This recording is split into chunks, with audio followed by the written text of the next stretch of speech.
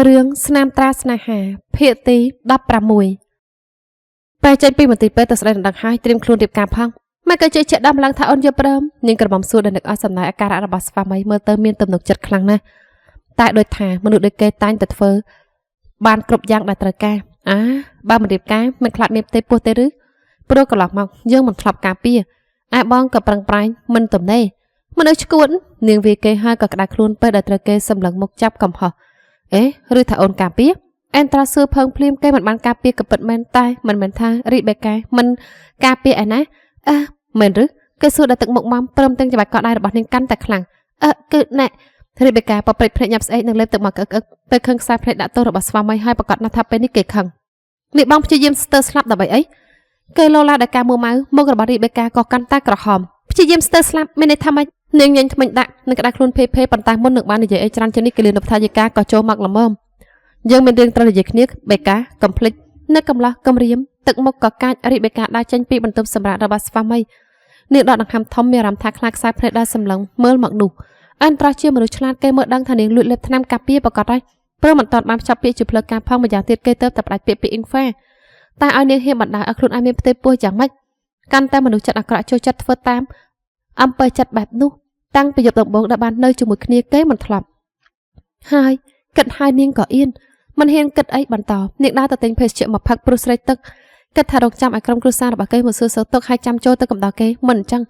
ខ្លាចត្រូវចាប់កំហុសទៀតតែថាទៅក៏មានពេលខ្លះដែលភ្លេចលេបថ្នាំដែរព្រោះត្រូវគេញាស់ធ្វើឲ្យភ្លេចភ្លៀងនោះបេកាមែនទេចាត់នេះទៅតែធ្វើដំណើរមកដល់នាងរាក់ទាក់ដល់ការសប្បាយចិត្តពេលឃើញរីបេកាកំពុងយកកំប៉ុងភេសជ្ជៈចេញពីទូលក់ស្វ័យប្រវត្តិម៉ាក់នាងហាក់សឹកនឹងញញឹមអឹមអៀនដាក់ដបោកនាងមិនហ៊ានហៅអាំងត្រេះនឹងច័ន្ទឌីថាប៉ះម៉ាក់តែត្រូវអែនត្រប់បង្កប់បើមិននិយាយនឹងដាក់ទោសទៅត្រូវហៅបែបនោះដល់ស្វ័យប្រវត្តិខ្ញុំចេញមកទិញទឹកអំបញ្ញគេលឿននៅបឋាយិកាចូលទៅមើលអែនត្រាស់ទៅមិនចង់នៅរំខាននាងប្រាប់ច័ន្ទឌីក៏ញញឹមងក់ក្បាលប៉ារវល់ទៅមិនបានមកជាមួយម៉ាក់មកតែម្នាក់ឯងច័ន្ទឌីស្រវាយអោបដៃអនាគតកូនប្រសាស្រីព្រមទទួលស្គាល់ថាអែនត្រាស់ភ្លេចមុតមែនទែនដែលចូលចិត្តរីបេកាម្នាក់នេះធ្វើឲ្យនាងធូរទ្រូងដែលកូនប្រុសឈប់លយឆាយមានតែព័ត៌មានអាស្រូវរឿងស្រីរហូតហើយអែនត្រាស់ក្រាន់បាសហើយនៅក្រាន់បាសហើយតែនៅអញ្ចរឹករីបេកាថាឲ្យដល់ការងងក់ទៅច័ន្ទឌីអស់សំណាយអីចឹងក៏បារម្ភអីចោះរឿងរៀបការយ៉ាងម៉េចដែររីបេកាបានតែសង្ស័យថាហេតុអីក៏ម្ដាយរបស់អែនត្រាស់សួរបែបនេះឬគេទៅនិយាយជាមួយអ្នកផ្ទះអីហើយអារម្មណ៍ក៏ក្តៅក្នុងបេះដូងក៏ជ្រៅចូលមកហើយសួរខ្លួនឯងថាយូរប៉ុណ្ណាទៀតដល់នាងព្រមយកមកគិតឲ្យប្រកបបជានិងព្រមទទួលស្គាល់ថាថ្ងៃមួយត្រូវទៅរៀបការជាមួយនឹងអែនត្រាស់ដដែលម្យ៉ាងទៀតនាងមិនចង់ស្ដាយក្រោយមានរឿងជាច្រើនកាត់ឡើងមិនថាយ៉ាងណាក៏នាងមិនព្រមឲ្យខ្លួនឯងឈឺចាប់ទៀតដែរស្របទៅបើអែនត្រាស់ចេញពីមន្ទីរពេទ្យចាំយើងនិយាយគ្នាពីរឿងនេះចានាងក្រមុំឆ្លើយតបធ្វើឲ្យច័ន្ទឌីញញឹមពព្រាកដាក់អញ្ចឹងក៏ល្អម៉ាក់ស្គាល់អ្នកកាត់ឈុតកូនក្រមុំចាំឲ្យគេកាត់ឲ្យម៉ាក់មានកូនស្រីក៏ពិតមែនតែក៏តល់បញ្ញាព្រោះនាងចំអកនោះមិនព្រមរកសង្សារសោះឬមិនចឹងអាចមានហើយតែមិនព្រមប្រាប់ច័ន្ទឌីបបួននិយាយនៅតាមផ្លូវដដែលទៅបន្ទប់សម្រាប់របស់កូនប្រុសគ្មានអ្វីដែលធ្វើឲ្យនាងមានសេចក្តីសុខជាងនេះទៀតទេផ្ទះស្ងាត់ស្ងាត់នឹងមានសម្លេងសាច់សម្លេងយំរបស់ក្មេងៗបន្ទាប់ពីវាស្ងាត់ស្ងាត់យ៉ាងយូរព្រោះអាំងត្រេះដែលជាស្វាមីរបស់នាងជាកូនតូលគ្មានបងប្អូនទេទោះមានកូនជាមួយគ្នាដល់តែ3នាក់ប៉ុន្តែបែរជាគ្មានអ្នកណាគិតគូរដល់រឿងរៀបការមានក្រុមគ្រួសារសាច់ញាតិបងប្អូនដទៃទៀតក៏គ្មានដូច្នេះហើយទៅអបសោកចង់ចិញ្ចឹមចៅពេញបន្ទុកហើយម៉ាក់ចង់ពោចៅរៀបការជាមួយអែនត្រាស់ទៅរីបេកាសាច់អឹមអៀនមិនចង់ជឿទេថាពីរម្នាក់ម្ដាយកូននេះដូចគ្នានេះមិនដឹងទេថាបើជួបអាំងត្រេះតើបានលឺសំណូមពោះបែបនេះឬអត់សំគិតមើលសិនបានទេអញ្ចឹងម៉ាក់ទៅផ្ទះកូននឹងបានស្ដីដណ្ដឹងជាផ្លូវការរីបេកាមិនតបបានតែញញឹមអឹមអៀនណាស់ហើយពេលនោះក៏មកដល់បន្ទប់របស់អែនត្រាស់ល្មមអើយស្មានថាមិនមកទៅហើយភ្លេចប្តីដែលធ្លាក់ខ្លួនឈឺហើយឬយ៉ាងម៉េចអ្នកជំងឺរអ៊ូរតំហើយក៏ញញឹមពព្រាពេលឃើញភរិយាបណ្ដាម្ដាយរបស់ខ្លួនមកឯនេះចង់មែនឆ្ងាយពីប្រពន្ធមិនបានទេឬច័ន្ទឌីបង្អាប់ម៉ាក់ខ្ញុំចង់រៀបការឲ្យស្ដីដណ្ដឹងប្រពន្ធឲ្យបន្តិចអែនត្រាស់តាំងចិត្តថាចេញពីមន្ទីរពេទ្យនៅព្រឹកថ្ងៃថ្មីប៉ុន្តែមានរឿងឲ្យសង្ស័យនឹងមិនយល់ទៀតហើយពេលគេនៅតែក្អួតនៅពេលព្រឹកទៅត្រូវដេកនៅមន្ទីរពេទ្យបន្តទាំងមិនពេញចិត្តញ៉ាស៊ីនមកសួរសើទុកឲ្យអស់សំណើចពេលឃើញមុខមួម៉ៅរបស់មិត្តភ័ក្តិបានចេញពីមន្ទីរពេទ្យឲ្យមិនចឹងមិនក៏ធ្វើមុខបែបហ្នឹងញ៉ាស៊ីនអស់សំណើចនឹងទឹកមុខរបស់មិត្តភ័ក្តិនឹងងាកទៅមើលរីបេកាក៏ឃើញថាល្វើយដូចគ្នានាងមិនស្រួលខ្លួនឬអត់ទេក្រាន់តែល្វើយនាងប្រាប់នឹងញញឹមដាក់មិត្តភ័ក្តិស្វាមីហើយអាចកាត់ដេកធ្ងន់ធ្ងរឬអត់ពេទ្យសัตว์មិនសប្បាយចិត្តព្រោះខ្លាចអន្តរឈឺលើដើមពេទ្យថាមិនដាច់ពេលពិនិត្យមើលគ្រប់យ៉ាងហើយតែមិនឃើញខុសប្រក្តីអីរីបេកាប្រាប់ដល់ទឹកមុខញញឹមមួយយ៉ាងនេះអន្តរមានអារម្មណ៍មិនសូវល្អទើបនាងមិនចង់ធ្វើគេមួម៉ៅកាន់តែខ្លាំងជាងនេះមកចាស់ខ្ញុំចង់ចេញពីមន្ទីរពេទ្យសងស្លាប់ទៅហើយតែត្រូវ មកចាប់ងាំងប្រការៈឈួតស្អីក៏មិនដឹងមិនបានការស្អីផងមកអ៊ូតវិលមកធ្វើអីដល់ព្រឹកនេះអ្នកជំងឺធ្វើមកជូរហើយមកភេទយកដល់ការព្រួយបារម្ភព្រោះគេក៏ខ្វះខ្វាយបន្តិចដែរថានាងនឹងធ្លាក់ខ្លួនឈឺតាមមើលមកបេការចោះត្រូវមកកំដកខ្ញុំបាត់នេះធ្វើឲ្យមិនបានដេកមិនបានពូនតាមដែរហើយបាត់នេះមិនឲ្យមួម៉ៅយ៉ាងម៉េចវាប្លែកមែនតើសោកអញក៏មានការៈបែបនេះរកព្រឹកញ៉ាស៊ីនរអ៊ូរតាមហើយភ្លាមនោះគេក៏នឹកឃើញរឿងមួយណែនាងបេការឲ្យពេលប្រជាបន្តិចបានទេពេជ្រឆ្កែពេលនេះខ្លាចជាមាត់ឆ្កែទៅឲ្យពេលប្រជាប្រពន្ធអញធ្វើអី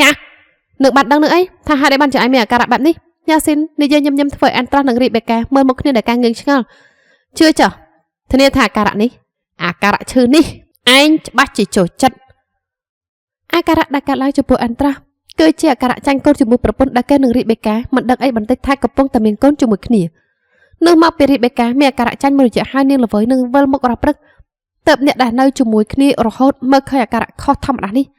មើលដឹងដែរមិនដឹងខ្លួនក្រែមនុស្សអានត្រាស់ក៏គិតថាចង់រៀបការមានកូនជាមួយនាងចំណេះដឹងពាក់ព័ន្ធនឹងការមានផ្ទៃពោះការចាញ់នៅអ្វីៗជាច្រើនដែលលេឡំគ្នានៅក្នុងខួរក្បាលបញ្ជាឲ្យគេមានអាការៈបែបនេះដោយស្វ័យប្រវត្តិមិនក៏អញដឹងអានត្រាស់សួរដល់ការសង្ស័យគេចេញពីមន្ទីរពេទ្យហើយនឹងប៉ាបាយមិត្តភក្តិជាការអរគុណដោយសារយ៉ាស៊ីនត្រឡប់ទៅមើលការងារនៅស៊ីរីបន្តហើយរីបេកាក៏មកដែរនាងរំភើបសប្បាយចិត្តជាងអានត្រាស់ទៅទៀតព្រោះកំពុងតែមានផ្ទៃពោះបែបនេះការរៀបការដែលអានត្រាស់ចង់រៀបខ្លាំងនោះក៏កំពុងតែត្រៀមយ៉ាងតន់ហន់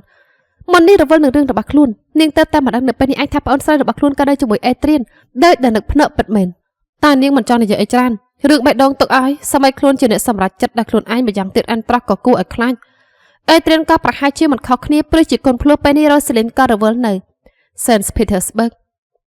នៅពេលរៀបការមិនក៏ខ្ញុំដឹងឬនិយាយបែបនេះហើយយ៉ាស៊ីនក៏អត់សំណាចគឺវាអុយតាំងពីឯវិលមកក្អួតពីព្រឹក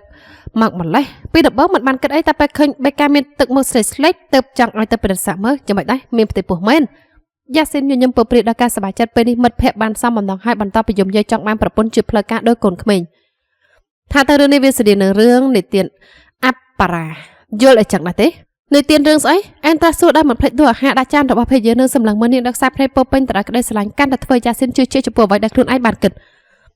មិនស្គាល់ទេពី Persephone ទេឬ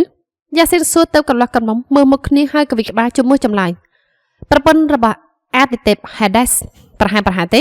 ពេលសាទសួរប៉ុន្តែស្វាមីភេទយើងនៅតែធ្វើមុខមិញមិញដដែលទៅយ៉ាស៊ីនដល់ដង្ហើមធំហើយនិយាយបន្តអញ្ចឹងនិយាយឲ្យស្ដាប់ក៏បានដែរគេដកដង្ហើមធំមិនចង់ជឿទេថាធំមកដល់ពេលនេះទៅហើយអានត្រានឹងរីបេកាមិនដឹងរឿងអាទិទេពអីខ្លះសោះព្រោះនាង Persephone ត្រូវ Hades ចាប់ទៅនៅនរកជាមួយអូហូគួរខ្លាចដែរហើយរីបេកាលើកដៃស្ទាបទ្រូងអូទៀនដល់ការភ្ញាក់ផ្អើលប៉ុន្តែយ៉ាស៊ីនភ្ញាក់ជាងទៅទៀតទៅគេរហ័សបដូរពាក្យឲ្យអធិប្បាយឲ្យស្ដាប់ជាថ្មីមិនមែនបែបនោះទេគឺថាបែបណែ Hades ជាអាទិទេពគ្រប់គ្រងយមលោកឬលោកបដាឬឋានក្រោមស្រេចតែគេឯងហៅថ្ងៃមួយ Hades ចេញមកដល់លេងហើយក៏ត្រូវ Cupid បាញ់ធ្នូមកចំល្មមហើយមនុស្សស្រីដែល Hades បានឃើញដំបូងគឺ Persephone កូនស្រីរបស់អាទិទេព Zeus ត្រង់ក៏លឹងស្នេហ៍ភ្លាមហើយចាប់ជំរិតទៅនៅជាមួយគ្នាមានរឿងបែបនេះផងរីបេកាអស់សម្ដេចមានអារម្មណ៍ថារឿងនេះស្តីនឹងរឿងរបស់ខ្លួនយ៉ាងម៉េចក៏មិនដឹងម្ដាយរបស់ Persephone ក៏ខូចចិត្តដែលកូនស្រីបាត់ខ្លួនប៉នាងគឺ Demeter ទេពីនៃការប្រមូលផលពេលបាត់បង់កូនក៏សោកសៅរហូតដល់ពុយធាននៅលើលោកនេះក្រៀមក្រំងាប់ខ្លាចជារដូវរីងស្ងួតហួនហាញទូទាំងពិភពលោកមនុស្សម្នាក៏ត្រូវជួបនឹងបញ្ហាទើបអាទិទេព Zeus ហៅបងប្រុសរបស់ Hades មកនិយាយគ្នាដើម្បីសុំកូនស្រីវិញប៉ុន្តែពេលដល់នៅឋានយមមកលោក Persephone បានញ៉ាំអាហារទេពដែលជាក្របថាប់ធីបទៅហើយអាហារនេះល្បីថាអ្នកណាញ៉ាំហើយត្រូវតែមានចំណងជាមួយនឹងឋានក្រោមមិនអាចចាស់ចេញទៅណាបានអីចឹងហើយទៅរឿងវាស្មុគស្មាញបែបហ្នឹងទៅស៊ូសុំថារយៈពេល9ខែឲ្យ Persephone ឡើងមកនៅថាមនុស្សចំណាយរយៈពេល3ខែឲ្យនៅឋានក្រោមតែពីឌីមកធ្វើបានកូនស្រីវិញក៏សប្បាយចិត្តបាត់សោកសៅទៅពូជធម្មជាតិមានផ្លែផ្កាម្ដងទៀតប៉ុន្តែបើកូនស្រីទៅក៏សោកសៅម្ដងទៀតទៅវាខ្លាចជាដើមកំណត់រដូវនៅលើលោកនេះហើយគិតថាមិនដែរមិនដូចរឿងរបាញ់នឹងរីបេកាទេឬញ៉ាស៊ីនអសណៃបន្តពីនិយាយរឿងឲ្យស្ដាប់ចប់ខណៈដែលរីបេកាអឹមអៀនហើយក៏ចំតោះមិនខេដោយត្រង់ណាផងមិនដូចត្រង់ណាអ្នកស្រីបេកាគឺខ្ញុំជាអេរ៉ូសនឹងអីជាអ្នកធ្វើអ្នកទាំងពីរស្រឡាញ់គ្នាញ៉ាស៊ីនដំឡើងសម្លេងត្រង់ណាអានត្រាក៏ចំតោះប៉ុន្តែ ក៏នៅតែសាច់ញញឹមពេលដែលបានស្ដាប់រឿងទាំងនេះបើថាទៅរឿងរ៉ាវទាំងនេះក៏ស្តីនឹងរឿងរបស់គេនឹងភេទជាដែរណោះហើយស្របទៅខ្ញុំជាកម្មទេពពេលដែលឯងលងស្នេហ៍បេកាក៏ចាប់ទៅនៅជាមួយឬថាមិនពិតពេលកំឡោះលើកដៃចង្អុលមុខមិត្តភ័ក្តិធ្វើអែនត្រាស់ប្រកាសមិនចេញហើយផ្លែទទឹមក៏អញ្ចឹងដែរវាជាអាហារដែលបេកាញ៉ាំហើយចាក់ចេញពីឯងមិនបាននៅមានឆ្កែ3ក្បាលទៀតគឺអាផាក់ទាំងឡាយនោះអីកាន់តែនិយាយកាន់តែដូចធ្វើឲ្យរីបេកាញ៉ាំបាយបណ្ដាសាច់បណ្ដានេះឯងថាផ្ទះខ្ញុំជាឋាននរកឬគ្រាន់តែប្រៀបធៀបទៅវិញយ៉ាសិនអធិប្បាយហើយនាងទៅសួររីបេកាមែនដែរទេរីបេកាសាច់អំអៀននាងមិនបានឆ្លើយភ្លាមតែក៏គិតអូខេចាំតែខ្ញុំទៅសួរសតុកស៊ីបរីសថ្ងៃនេះអរគុណសម្រាប់អាហារដ៏ឆ្ងាញ់ពិសាយ៉ាសិនលើកកែវដើម្បីសុំជល់ដោយរីបេកាក៏លើកកែវទៅក្រោយរបស់ខ្លួនមកជល់នឹងកែវស្រារបស់បរោះទាំងពីរដែរតួរីបេកាមិនតាន់មានអាការៈចាញ់ឬវិលមុខខ្លាំងខ្លាតែអែនត្រាស់ក៏ប្រុងប្រយ័ត្នគ្រប់ជំហានរបស់ភេយាធ្វើនាងក្រវីក្បាលហួសចិត្ត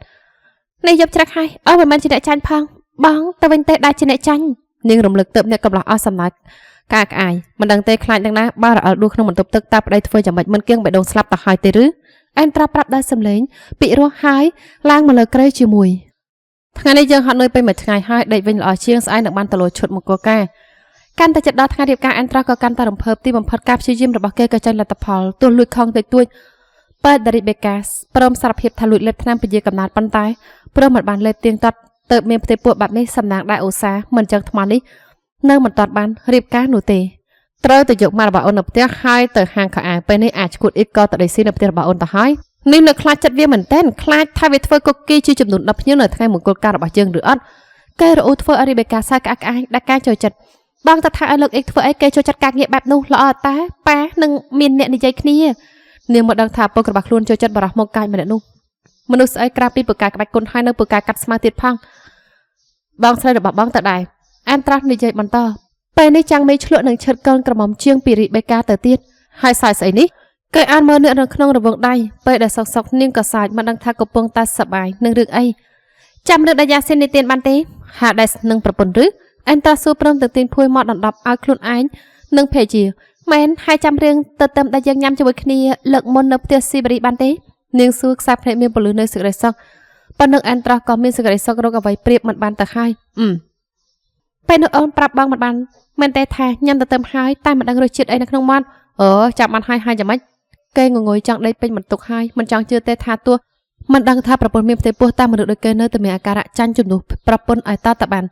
អត់ដឹងហើយថាវាជារសជាតិអីនាងញញឹមស្រស់ហើយលើកដៃដាក់លើពោះរាបស្មើរបស់ខ្លួនឯងប៉ុន្តែវាយឺតជាងអែនត្រាស់ព្រោះគេអង្អែលមុនទៅហើយព្រោះជារសជាតិរបស់ទឹកដោះឃើញទេប្រាប់ឲ្យថាអូនមានញៀនពិសេសស្នាមញញឹមរបស់រីបេកាស្រទន់ធ្វើឲ្យអែនត្រាស់ទប់ចិត្តមិនបានទៅត្រូវអន់ថាបបោមាត់បើអញ្ចឹងញ៉ាំទៅទឹមម្ដងទៀតទេយើងនឹងបានដឹងនោះឯងថានៅមានអ្វីកាត់ឡើងទៀតឬអត់រីបេកាសាច់មានសេចក្តីសុខហើយក៏នឹកឃើញរឿងសំខាន់បំផុតតែពេលនេះនាងអ៊ីហ្វានណានាងមានប្រផ្នូលយ៉ាងម៉េចក៏មិនដឹងដែលធ្វើឲ្យខ្វល់ខ្វាយតែអែនត្រាស់បាយជាសាច់ហឺហើយប្រាប់ដល់ទឹកមុខពោពេញដល់ល្បិចបំផុតមិនដឹងទេថ្មនេះខ្លាចជាទីសកលស្នេហ៍របស់រាជបុត្រសមត្ថខ្សាច់ទៅហើយទេដឹងចាប់ដល់បរិបូរអរគុណច្រើនប្រិមត្តជាទីស្រឡាញ់ដែលបានតាមដានស្ដាប់តាំងពីដើមរហូតដល់ចប់ចាអធិស្ឋានកំហុសខុសឆ្គងដែលកាត់ឡើងនៅក្នុងការអានដោយចេតនាផងដែរចាជួបគ្នារឿងជាបន្តទៀតនៅវេលាក្រោយជម្រាបលា